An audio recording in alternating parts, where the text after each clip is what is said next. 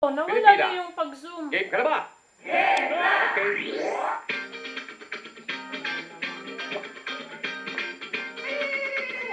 Papayo! Nausa!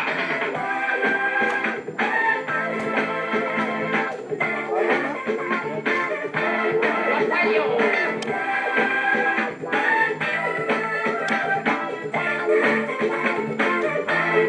Nausa! Kinari. Yehey! Yehey! Isang masayang tanghali po sa inyong lahat. And bago po sa lahat po ating mga TFC subscribers, a pleasant good afternoon sa inyo.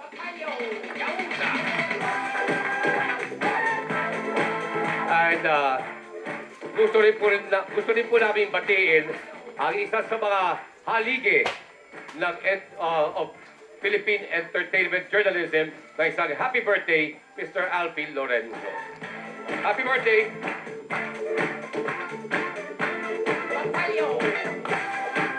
Nasaan ka? Paano talaga yung iniisip mo? Ha? Kong!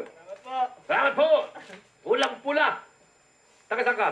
Davao City. Barangay 11 Dash B. Davao City. Siya di malimutan Okay. Sige. Umiiyak. Easy. Umiiyak ka? Hindi po. Alam ko, umiiyak. Paano yung kapatid mo, yung bunso?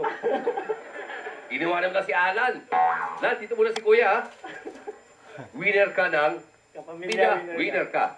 Paano ginagawa? Kapamilya, winner ka! Iya. Iba. Pag tumatawa, nawawala yung mata mo, eh. Sabay, sa pagbigay. Kapamilya, winner ka! Iya. Bakit ulit? Bakit kokong? Pwedeng kokong. Pwedeng dingkong. Kokong.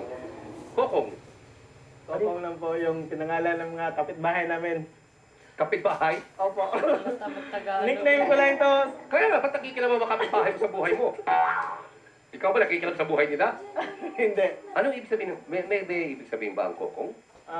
Parang smiling face daw yung kokong na name eh. Hindi, ikaw smiling face ka nga talaga eh. Oo, laki ngiti. Opo. Kaya trabaho natin.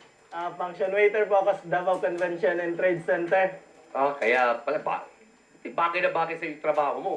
Gano'ng katagal ka ng waiter? Bago lang po ako nung mga September. September lang. Opo.